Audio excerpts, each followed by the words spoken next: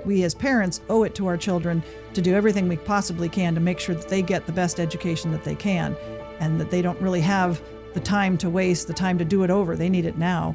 So in our family, we would sit around the table and just sort of talk about school choice. And I would always think, well, if we just said each child was, let's say, worth $10,000, and wherever that child went, that's where that money should go. So if they chose school A, then the school would get the money. If they chose school B, that school would get it. It just was sort of logical and common sense. And so I thought, well, how hard can it be to figure out what school choice is?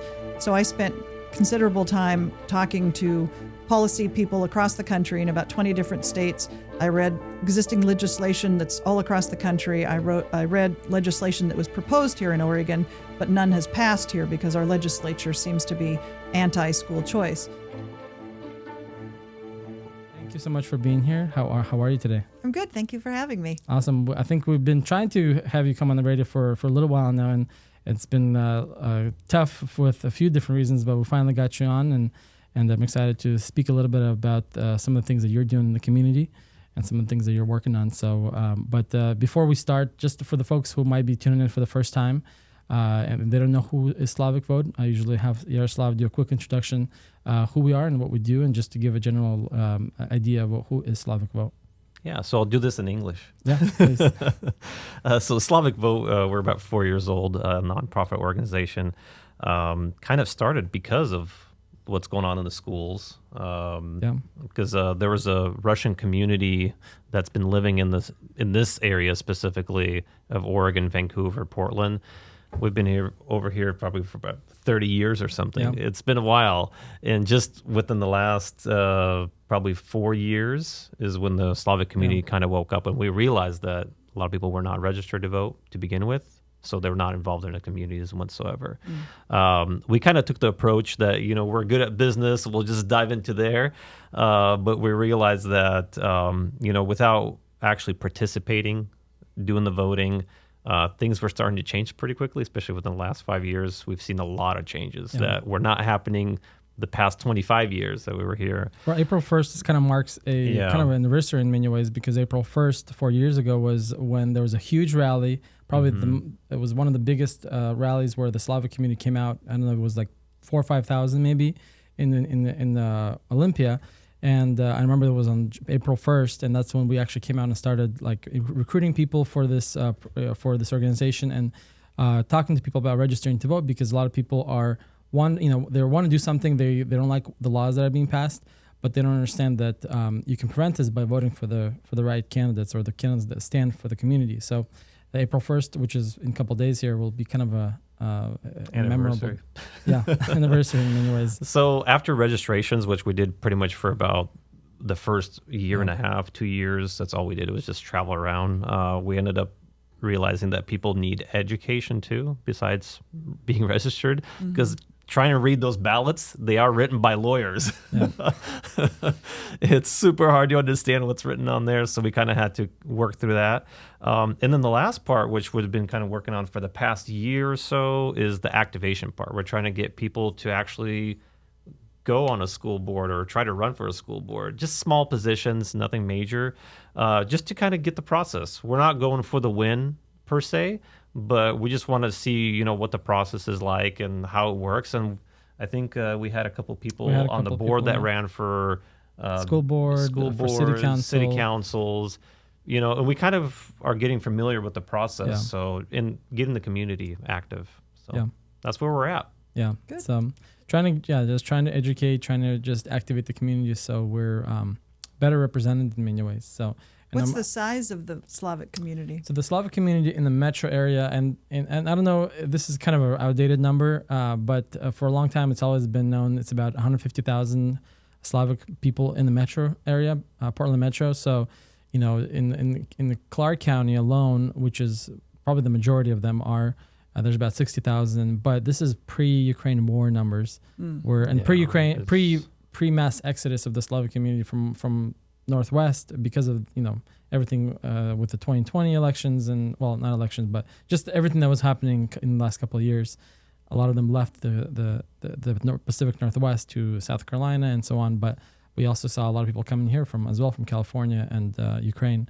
So I would say maybe it's about the same still because of just people shuffling around. Mm-hmm. But yeah, big community. And I would say total, when we kind of estimate, it's probably about 1 million people on the West Coast, about 500,000 California, maybe less now, and then the other half here in the Pacific Northwest. Mm-hmm. But it's a big number, and we don't know for sure. And that's why the census in 2020 was interesting. I was particularly, interested in it because I wanted to help get a better number, so we can use that in our advantage in many ways. Because I think sometimes if we don't participate, we can't.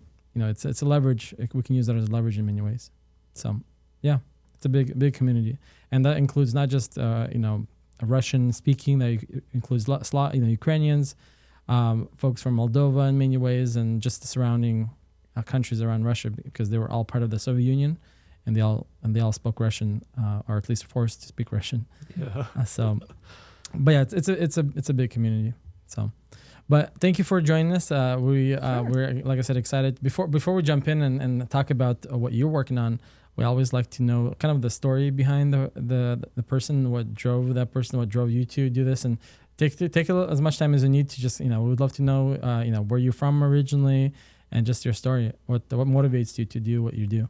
Okay, well, I'm originally from, I consider it Montana, but we came out here because of my parents, and my father had a business with his two brothers, so we've been in this area for quite a while. And now I'm retired as an attorney and a CPA and a small business owner and real estate broker, and I have a master's in finance, so I have a good skill set, things to do with numbers. But I ran for the school board in Tiger Tualatin in the last session, the 21 election, which was my first foray into anything political, and it's supposed to be a nonpartisan thing, but it didn't feel like that. Right. But I was just basically my candidacy was just to say, let's make our schools back to reading, writing, arithmetic. Let's get rid of activism. Let's get rid of politics. Let's get rid of all that. Let's just focus on giving these kids the best education possible. And so my kids and I and volunteers, we knocked on about 7,000 doors, spoke to a lot of people, had a wonderful time. I wasn't successful. I didn't end up winning, but it was a fun experience. Mm-hmm. And so after that, I thought, okay, what do I want to do now that I'm retired and I have some time? And so basically decided that I wanted to do school choice, because I think there's a need in Oregon to improve our schools. And I think that we as parents owe it to our children to do everything we possibly can to make sure that they get the best education that they can, and that they don't really have the time to waste, the time to do it over. They need it now. So in our family, we would sit around the table and just sort of talk about school choice. And I would always think, well, if we just said each child was, let's say, worth $10,000, and wherever that child went, that's where that money should go. So if they chose school A, then the school would get the money. If they chose school B, that school would get it. It just was sort of logical and common sense. And so I thought, well, how hard can it be to figure out what school choice is? So I spent considerable time talking to policy people across the country in about 20 different states. I read existing legislation that's all across the country. I read legislation that was proposed here in Oregon, but none has passed here because our legislature seems to be anti-school choice. So in doing that and working with constitutional attorneys, and basically this group of folks that we had, we decided that we were going to bring a citizen initiative. We didn't want to do it through the legislature because we didn't want it to be a top-down situation. We wanted it to be written by us, for us, sort of of the people, by the people, for the people. So we wrote a measure in 2021 to go to the Oregon Constitution. The Constitution is the supreme law of the land, so the Oregon Constitution is the source and the trumping of all laws here. We brought it in 2021. It was thrown out by the Secretary of State for sort of a bogus reason, but okay, whatever. Then we decided that we would take that combined measure and we pulled it apart, and now we have a standalone open enrollment school choice measure, and then we have a private school choice measure. And so when we take those two measures together, and when they pass in November of 24, what they will do is they will empower parents to decide which learning environment is the best for their child. Mm-hmm. So if a parent decides that a public school is the best environment, the parent can have the child go there. But for some parents, they think that private school is a better option. So what these two measures do is they let the parents know and decide, because parents know their children much better than some bureaucrat. And basically we have a situation where, for the most part, parents and children are assigned to a school based on where they live.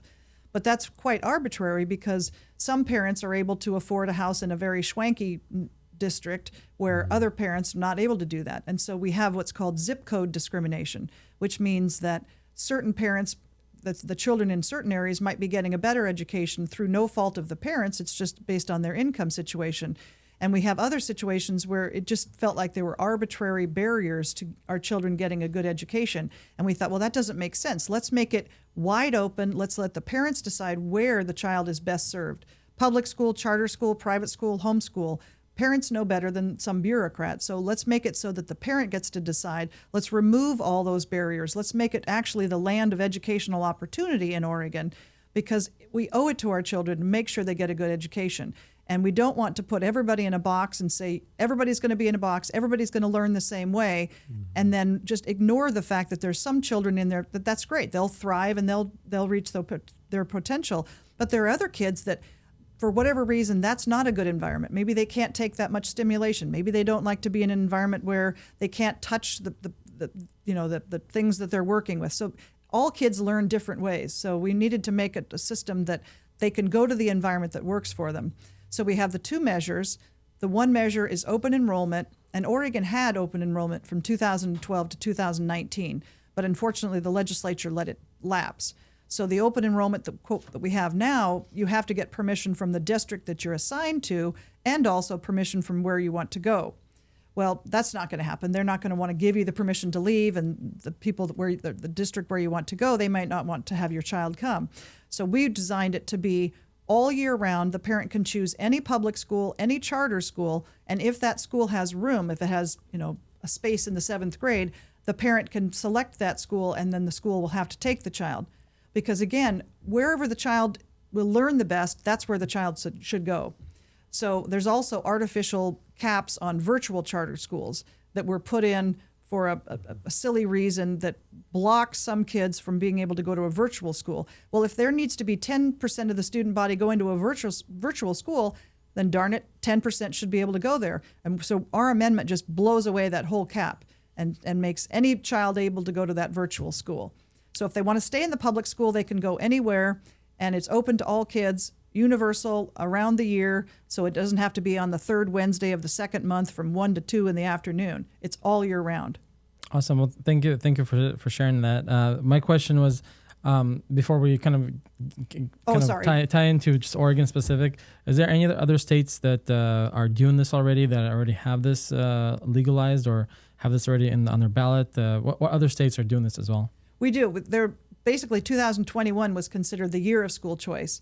There were states across the country. It was almost like a tsunami washing across the country, where states were doing it through their legislature. They were enacting either open enrollment policies or what we call the private school choice policies. So there are at least 65 programs across the country that have private school choice. There are innumerable states that are proposing it, have proposed it. But again, all those states, and it's wonderful if you can get it, those are all states that are doing it through their legislature. Right. And so the legislature that was in force right now, they could propose a law and have it passed. But the problem could be that the next legislative session that comes in with new people, they could then say, well, we're going to remove the protections. We're going to gut the program. We're going to add things that are bad for parents. And so there isn't that sense of permanency. There isn't that sense of protection if you're doing it statutorily. So across the country, there have been programs, and it's wonderful. And if they're successful, that's going to be great.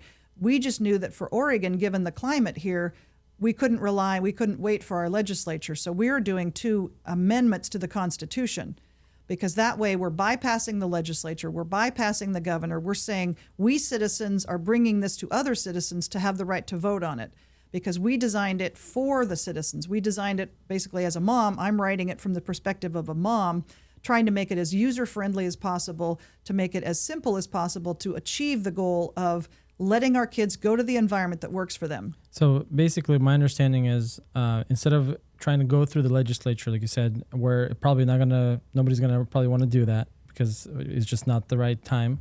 So you're essentially going around the legislature, around the Capitol, or around the senators and representatives, the lawmakers, and you're trying to do a ballot measure. So the voters will vote on it. Correct. And then if it passes, and I know in some states, is it an advisory kind of a amendment? Is this something that they can just look at and consider it and maybe throw it away, or it has to be? It's in there. So the two measures, when they pass, they will be cemented into the Constitution. Okay. And so the protections will be there then for the parents, for the students, and for the teachers. So they're going to be there for the duration. And the governor cannot veto it or anything like that. That's good. No. So that's a lot better than I think a lot of people are understanding it, because I think my initial understanding was that maybe this is something that the governor can stop, which we would know that she probably would. But this definitely gives a lot of hope, because if enough people come out and vote, which we need them to vote, right, this has a very good potential. And the reason I was asking other states is just to show that this is not just a one situation, one example. There's other states that are doing this and they're having a good success with it. And we're just one of those states that are hoping to also bring school choice, which is, it makes sense. It's education opportunities. Yeah. We're making sure that the parents can choose the environment that helps the child. There have been many states across the country that have brought it statutorily. We're doing it constitutionally because we don't want to wait. We can't wait on our children. They need the education opportunity now. Right. So we're bringing it as a citizen initiative that will be on the November of 2024 ballot, and we need 50% plus one to vote in favor of it, because then it'll be enacted, it'll be in the Constitution. And what's wonderful then is the way that we drafted them, we put in the words that are necessary. So when I was looking at legislation across the country that had 10 or 12 pages of blah, blah, blah, blah, blah, I would just narrow down to the things that are absolutely important for helping our children and just discard the rest. Because what we want these two amendments to do is be put into the Constitution in their simplest form so everybody knows what they are. They're empowering parents. And then when the legislature does its implementing legislation around it, after measures pass, the legislature will do implementing. And they can decide at that point that they're only going to mail the check on a Thursday, and they're going to use a number 2 pencil, or they're going to use a flag stamp, or whatever they want to do. But what they cannot do in that implementing legislation is they can't change the words in the constitutional amendment, and they can't change the impact of this. So once they do their implementing, just to basically get the process started, it can't change the protections that we're putting in here. And in addition, once these measures pass and they go into the Constitution, they will nullify any existing laws that conflict with these measures, and they will stop any future conflicting laws. So these are the holy grail of putting this into the Constitution to help parents, help students, help teachers, and not be subject to the whims of a legislature that's hostile to school choice, or hostile to religious freedom, or hostile to letting parents be the driving force here. Because what we're also doing, there was a case from 1925 that came out of Oregon, Pierce versus Society of Sisters. It went all the way up to the Supreme Court. It was a unanimous decision, 9-0, coming back down to Oregon, smacking the governor in the head and say, you may not force all of our children into a public school, that the parents have the right and the duty to educate their children, that the children are not the mere creature of the state. So what the state did is said, okay, fine. So they said, well, everybody has to go to public school except for some statutory exceptions, one of which is homeschool, one of which is private school. But again, that's statutorily based, which they could tweak, they could change, they could make more horrible. So what we're doing with this amendment is we're codifying that United States Supreme Court decision into the Oregon Constitution to forever remind our legislature and our governor that it's the parents who have the right to educate their children. It's the parents that are the driving force here. Their voice is what counts, and that the legislature can't muck with it and try to strip the parents of their rights anymore. So that's the crucial point of putting it in the Constitution, to make sure that the legislature doesn't try to, enact something because they're, they don't seem to understand that it's the parent who owns the child, that has the child. It's the right of the parent to make sure that child learns and learns the right things. Well, I think we're hearing a lot of rhetoric around nowadays that it's there's more and more people coming out and saying that it's not parents' choice, it's educator's choice, or the union's choice, or whatever. But before, I know I have a question, and I know Yaroslav has questions, but my question is, so was there a strategic plan to have this on the 2024 presidential election? No, it's just timing-wise. It's a long process to go through a citizen initiative. It takes time to first draft it. We spent a lot of time making sure we had it right, talking to other policy people and constitutional attorneys. Then you start the process where you have to go out and get sponsorship signatures, and then those are verified by the Secretary of State. And then we got certified or ballot titles from the Attorney General, and then the government union sued the Attorney General and held it up in the Supreme Court for several months. Is it the OEA? Yeah. And then we finally bounced out of the Supreme Court with positive news. We're all clear. Everything's a go. Nice. And that was about February 15. So it just takes a long process to get to that point. And then now we are collecting our petition signatures. We need to get about 250,000 signatures for each measure to get them both on the November of 24 ballot. And we have until July 5 of 2024 to do that. And then they spend about a month looking at those, and then it will be on the ballot. July 5 of 2024. Okay, so we're out there right now, all across the state, collecting signatures. So we would love help from all of your community to help with that. We'll get to that for sure. Absolutely. I know Yarik has a question. My last question was, because I like the idea of doing it for the 2024 election because the turnout is always the best. So, yes. And I think that's just coincidentally. It was just that the timing takes us that long. But I think that's probably going to be in a good thing. Mm-hmm. It's going to help, I think. Yaroslav, I know you have a lot of questions down. Yeah, you mentioned earlier that I think most people that living in Oregon, I know this is for Oregon, not Washington, but we hope that if something happens in Oregon, it'll eventually happen in Washington. Right. So you're setting a precedent. My question is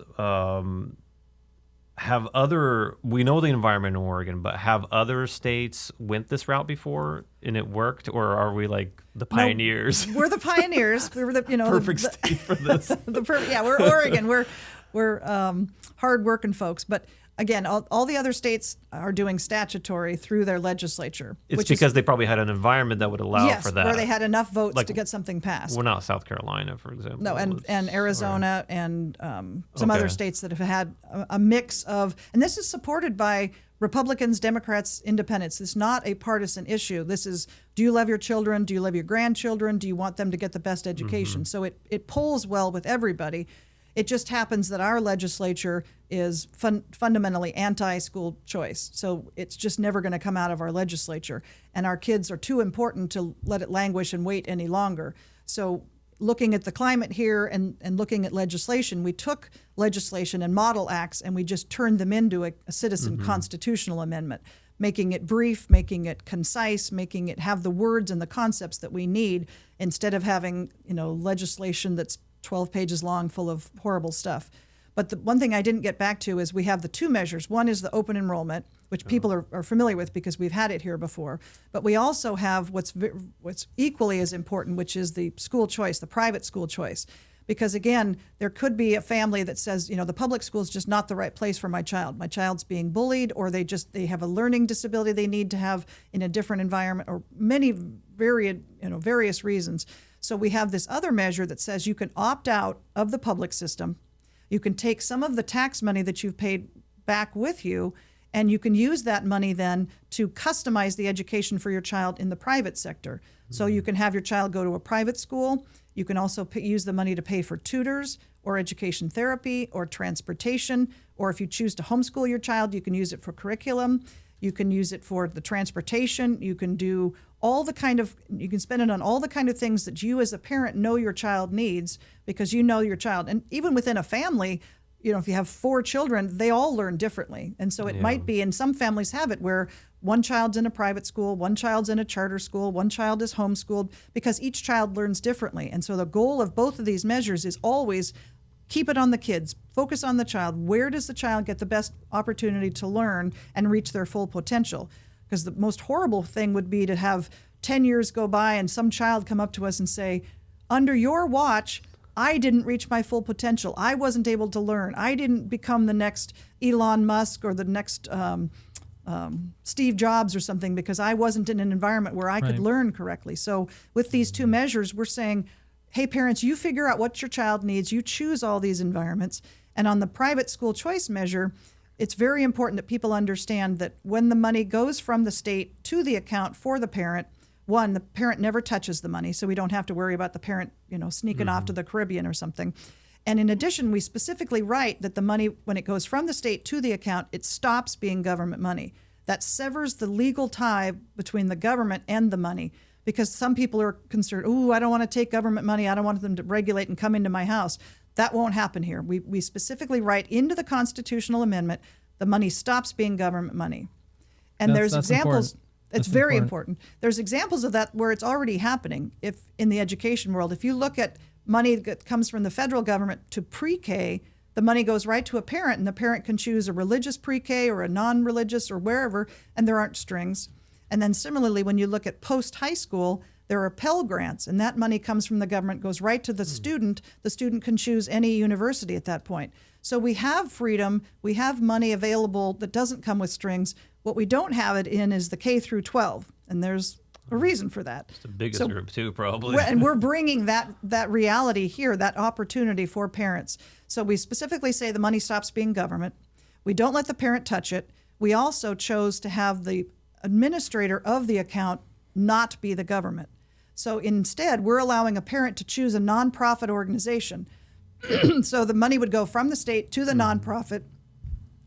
Sorry. And then the parent would just tell the nonprofit, hey, I want little Johnny to go to this private school, or I want this curriculum for little Sally, or whatever, and I need a tutor for my child, or I need an educational therapist. I'm hearing a lot of parents tell me that because of masking, a lot of children have now developed a slight disability, and they need some help because they weren't able to read people's mouths, or they weren't able to formulate the words. So here's a perfect opportunity. The parent can use this money and have that therapy given to their child.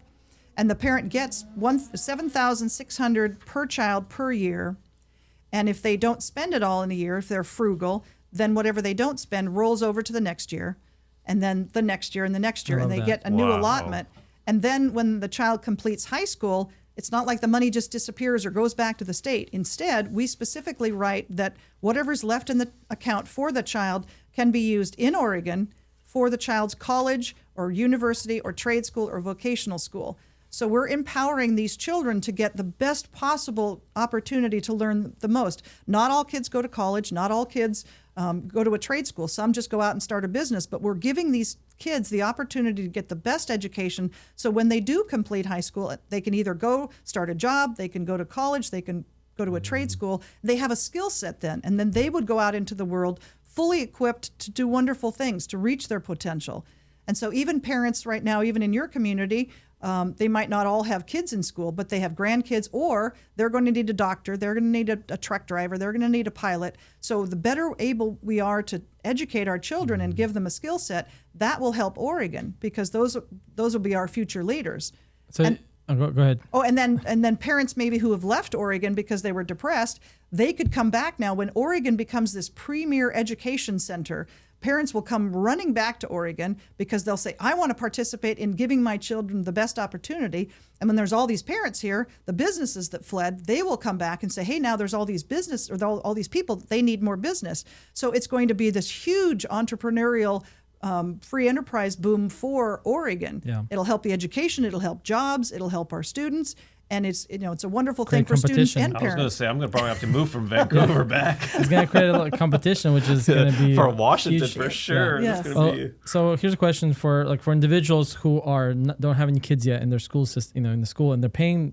My understanding, everybody who pays taxes, they're contributing to education, yes. right? Yes. So that money that is contributing, is that at all is that at all saved during this time, and then can be used in the future? How does that work? Well, if let's say you don't have any children, Right. and you've been paying taxes in, you won't be able to use this yet because it's not something that goes into Is it an collecting account. at all, or It's spent. It goes comes to to the government everybody, yeah. because remember, Okay. the government doesn't have any money.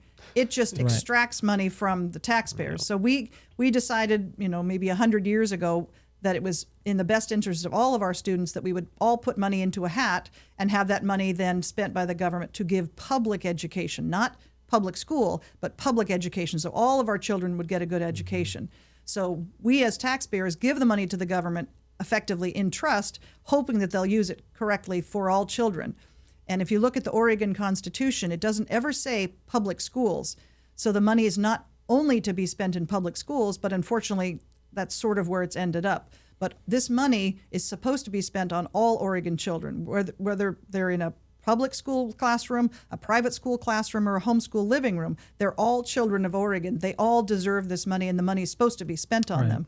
So basically, if you're a parent, when this passes, if you're a parent, you can raise your hand and say, hey, I want to use this, either to go to any public school or to say, I'm opting my child out. I want some of my tax money back.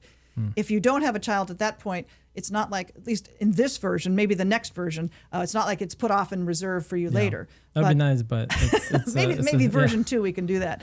But right now it's for the parents who have the children there. They can opt out. All they have to do is basically tell the government, I'm out of the public school. This is my nonprofit. Send the money over there. That's when the money gets calculating. there. Yeah. And then the money becomes the parents' money, not the government's. And we also wrote it's not taxable income to the parent. Right. Because we don't want to set a double whammy there. Before we continue, do you mind if I take a quick break? Sure. We're going to take a quick break. I'm going to just say a few things, and then I know Yaroslav has a lot of questions.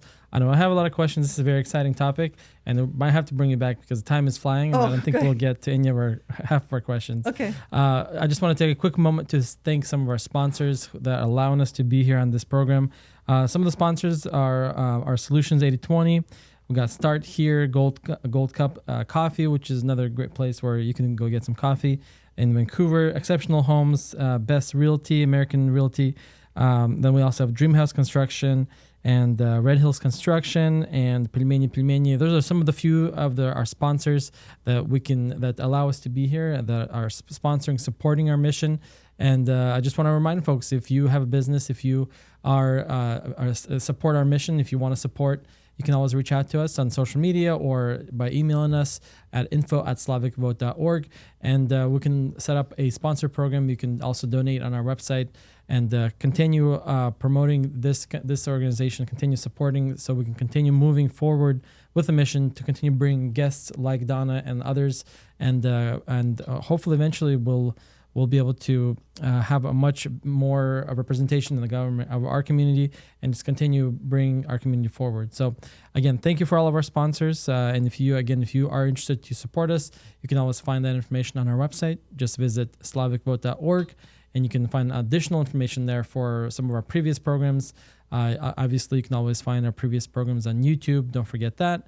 And our social media, like always, a lot of good content there as well. So again, thank you for tuning in. If this is the first time you're tuning in and you missed our introduction, we have a very special guest with us. Her name is Donna, and she's sharing about a very exciting kind of a development in Oregon, if that's the word that I can use. And she already shared a lot of great things, and I feel like we're running out of time with the questions that we have, because I think there's a lot of it's such a big thing, and there's a lot of questions and not enough time to answer it all. So we'll have to continue this. But basically, she is working to promote, or she's working on a initiative or a bill measure that's going to be on the, election 2024 next year.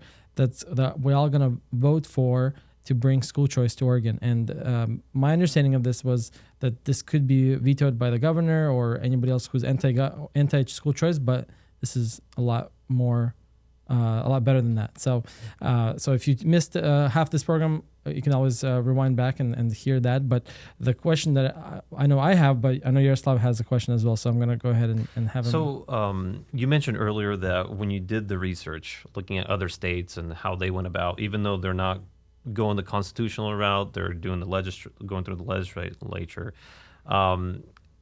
How has it worked out for those other states? Because, I mean, if I'm an Oregonian, I'm just going to imagine, and I would, let's say, work for a public school, this would scare the bejeebies out of me, if you want to put it that way. Because right now there's such a huge drain from public schools just with the current situation. I think I was even reading an article because I live in Clark County. So many parents pulled kids out of school that they're even having trouble funding. So they're cutting programs, they're cutting all this other stuff, and they're asking the government for more money, and it's not solving the issue. How have you seen this being implemented in other states? So they've been doing this for a year, 2 years, maybe 3 years. How's that worked out? Has it created more private schools? Has it created more schools opening, better competition? What's the atmosphere like? Because a lot of parents, I don't think they've heard about this, but they haven't really looked into it yet. Sure. So school choice has been around for quite a while. at least the last 30 years, the school choice that we're familiar with has been around. But there have actually been schools from, I don't want to say a date because I'll get it wrong, but from a long time ago where a district or a state had some. But when you look at the states that have enacted it in the last 30 years, the results have been wonderful for students. And again, that's the focus here. The student is getting a better education, and a good example is Florida. They started, I think when Jeb Bush was governor, and I'm going to get probably they were in the low performance and maybe in the bottom third of the states in the country. Now, after having a robust school choice program, they are in like slot 3. So they have moved tremendously from being toward the bottom up to the top. And they are sort of the pioneer, the leader in school choice. And they've had a variety of different programs. And one thing to keep in mind, too, is a lot of the most recent school choice came about because parents with disabled children were very frustrated that their children weren't getting the services that they needed in the public school. And so a lot of parents banded together and said, we need to have a system where our child can be educated somewhere else and actually get the services and the money that needs to be spent. And so a lot of this came up from special needs. And then, some of the states started with that program, and then they expanded it when they saw how successful it was. And they went to maybe all students or almost all students, and then they had different caveats about maybe a low-income student based on a threshold of parent income. Sometimes they would say that the child had to be in public school first for a certain number of days. So there have been other programs. Arizona just recently passed, again statutorily, but a universal kind of Molly bar the door. It's open, everybody's leaving, and it's wonderful. Everybody can leave to whichever environment they want. And that passed, I believe it was last summer.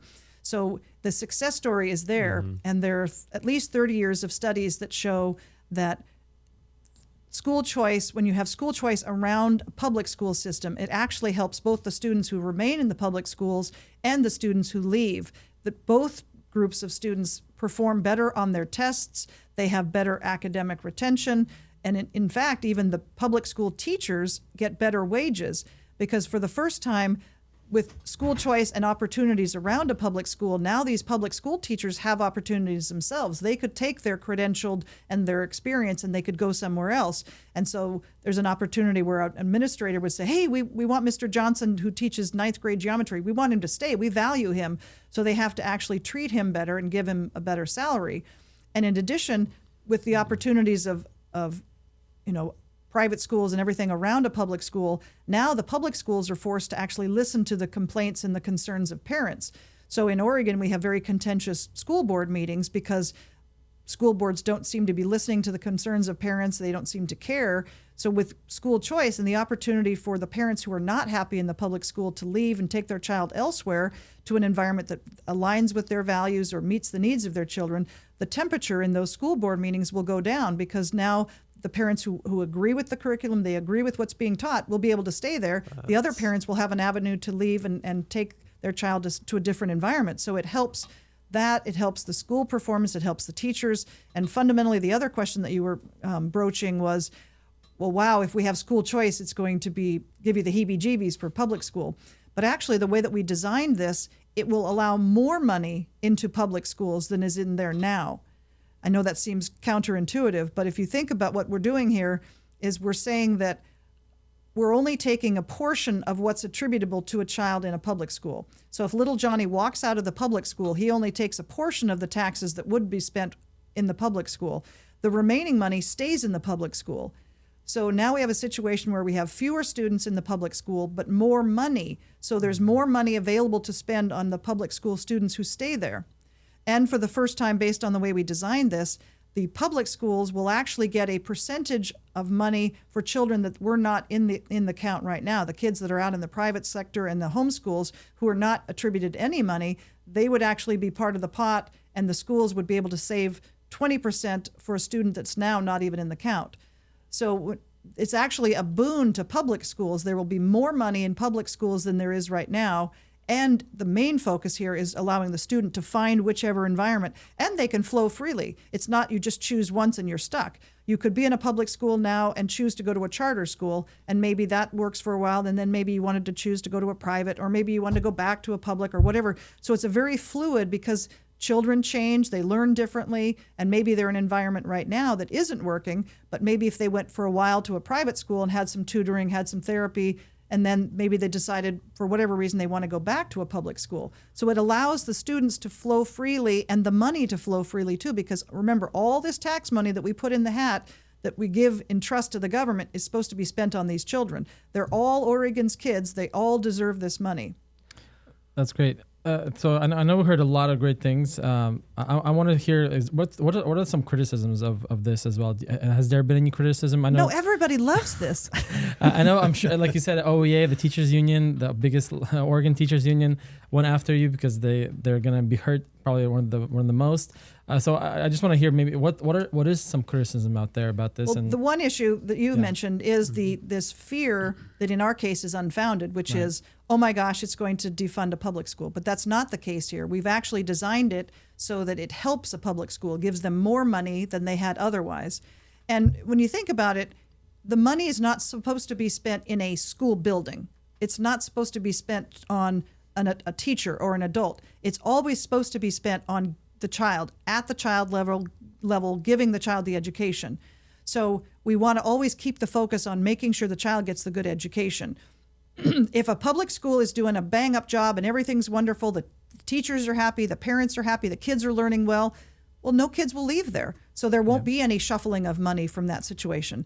But if we have a situation where there is a school that they aren't listening to the needs of the parents, they aren't delivering a product that helps the child, if the child is not being able to graduate and know how to read or make change or go off and have a fruitful life, then I think there are going to be situations where students will leave that environment. And that's a good thing because that makes sure that the child then can find the environment to learn in. And we don't want to trap them in an environment just because the money is used to going to that particular building. If that building is not serving the child, let the money out. Let's just break it open like a piñata. Let that money flow to where the child can get the education. Well, it's going to be a basic competitive environment, which is always going to be best for the student. The best quality education is always going to be when there's more competition with schools. Right. So I totally support that. So just the fluidity of having, because I remember when we were leaving the public school, it felt like almost like a funeral. Not a funeral. It felt like we were getting disowned or something because they kept asking us, are you sure you want to do this? Are you sure you want to do this? Like there was no way back. And you mentioned that with the open enrollment, the way that you're setting it up is you can do it throughout the year. You don't have to wait till the end of the year for your kid to be in the wrong place for a whole entire year. So my other question is since there's sounds like there's two different things people are going to be petitioning or voting on. So open enrollment and then school choice. For this to actually work, do we need to make sure that both of this goes through? Yes, because together it gives the parent the full smorgasbord of choices. Okay. Because if it's only one that passes and the other one doesn't, then the parent is only getting half of the opportunity and the child is only getting half of the chance of getting a good education. What happens if one of them only passes? Yeah, that's what I was going to ask. Well, we're banking on them both passing because, again, the focus here is on letting the parent decide where the child can get the best environment, whether it's public school, charter school, which is also public, private school, or homeschool, wherever that is. And we had to break them into two because of the Secretary of State throwing us out when we did them together. So we're bringing them as two, and we want them to be brought together and passed together because, again, the goal here is I don't know what your children need, I don't know what your children need, but the parent does, and we want them to have the full choices because right now maybe they enroll in a public school and it's great for a few months and then something happens. Maybe the child starts to be bullied or falls behind or something, and so the open enrollment measure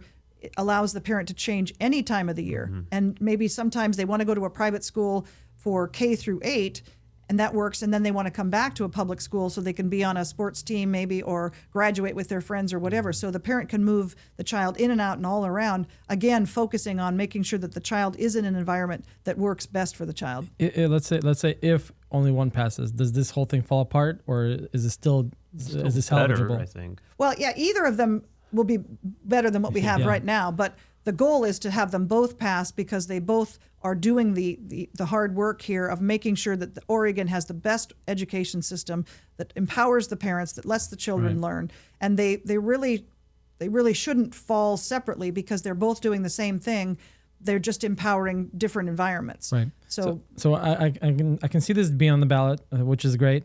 So I think one of the important things is the language that's going to be on the ballot, because there's going to be probably for and anti. Oh yes. So that's who's going to be writing that? Because like I said, there's going to be probably both sides, right? And there's going to be a lot of money put into anti marketing on this. And are you guys going to be? Do you have enough money to do marketing on this as well? Well, we would love help. We need money. This is going to take a huge amount of money, because we are up against opponents that have more money than God. So, and they can get money nationally. So they have unlimited millions and millions of dollars, and they're going to fight tooth and nail to keep the system that they have, which is not good for our students. Yeah.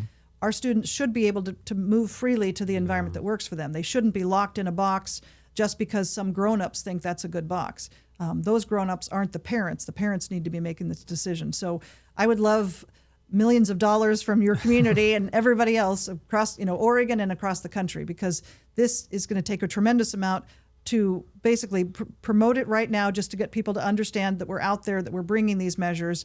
Then the advertising, and you can spend, huge amount on advertising, but we need to be able to get the message out that this helps students, it helps parents, it helps public schools, it helps public school teachers. So when people actually learn all the facts about what these two measures can do, there really shouldn't be any pushback. There really shouldn't be any criticism of it, because the focus here is on helping the kids get the education. Yeah. Do you love your kids? Do you want them to get a good education? These two measures will deliver that. It's not about the adults in the room, making, egos or having, the money flowing to where they think it should be. It's making sure the kids get a good education. Where do you guys getting the funding to run this campaign?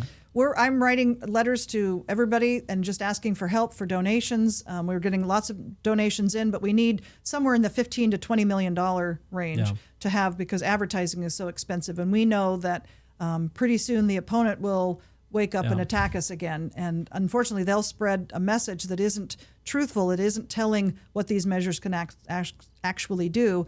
They will base it on fear.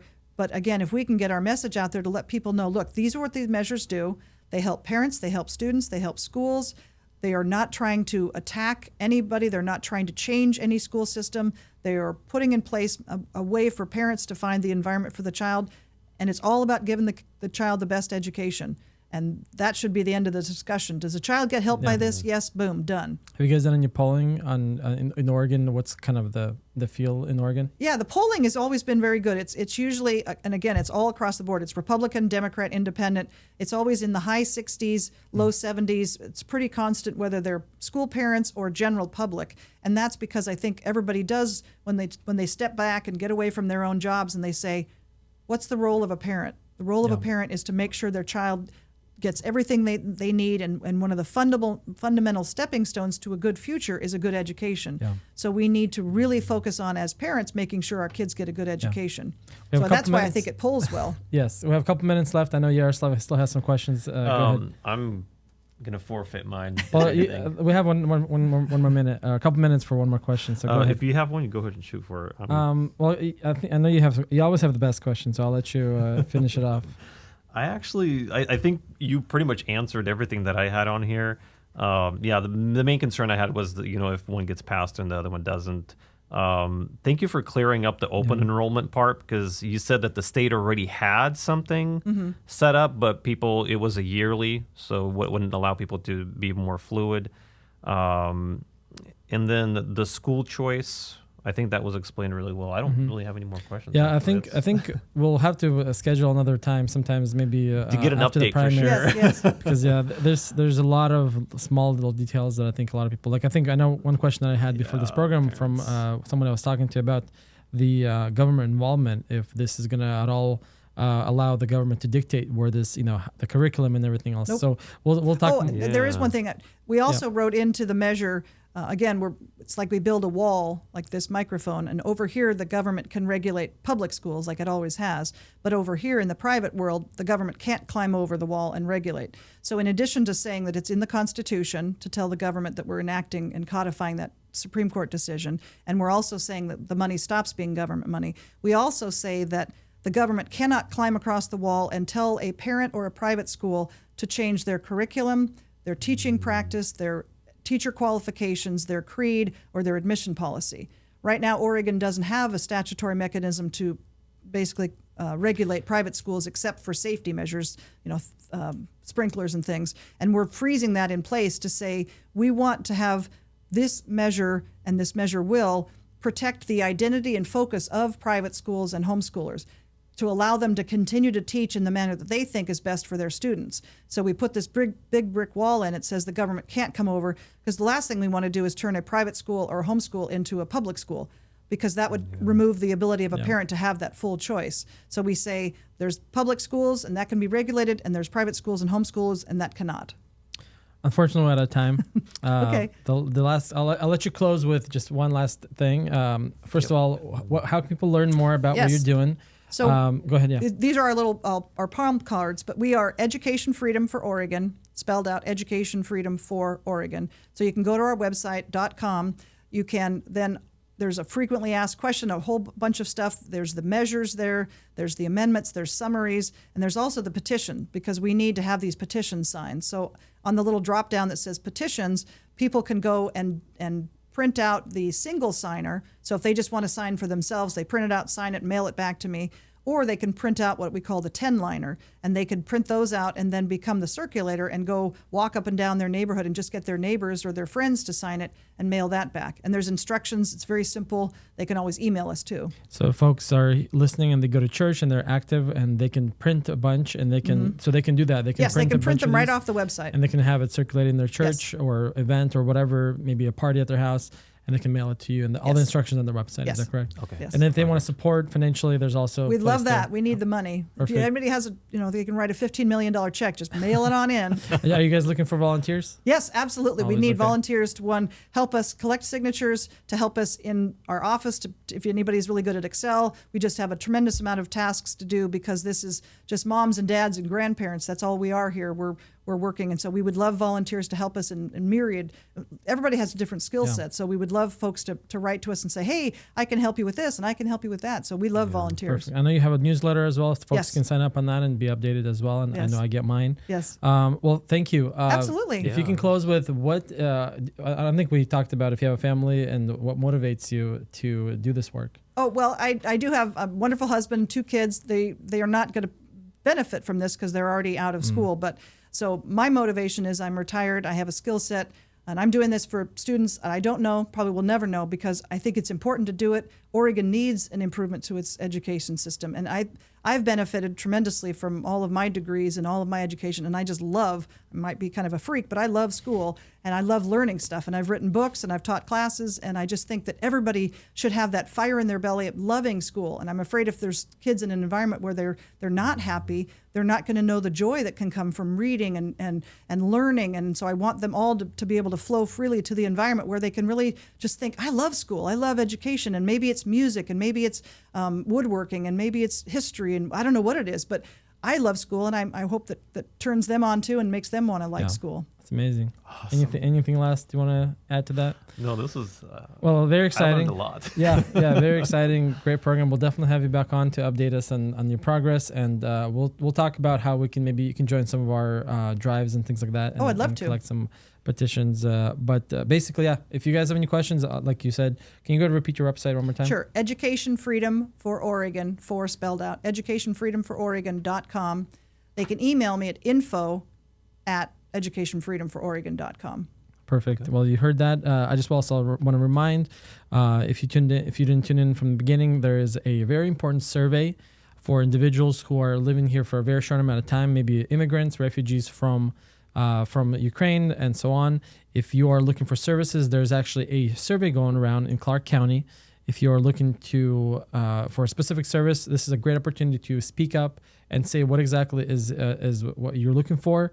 And there's also a few other questions that they'll help determine Clark County, if you live in Clark County, Vancouver area, what exactly is needed in this area. So please, if you are a immigrant, if you know maybe some new immigrants, if you are helping an immigrant, make sure you fill out the survey. Make sure you share it with the others, and make sure everybody fills it out and gets the voice out there. Because once the services come out and you're not happy with them, and if you didn't do this, you could have done it, and it could have been beneficial for you. So once again, a reminder to visit our social media and message us. You can always message us on social media, and we will send you that link to the survey. And soon we will have it available on our website as well. And also, you can always just call or text message one of our phone numbers, which is 971-244-2228. And once again, to get that survey, you can always text us 971-244-2228. And like I said, social media is another great place. Thank you for tuning in. You can always find all of our previous programs, all of our future programs on our social media, on our YouTube page, on our website, and we'll be happy to assist you in any way you can. Remember, election is coming up in just a couple of months, May 16th.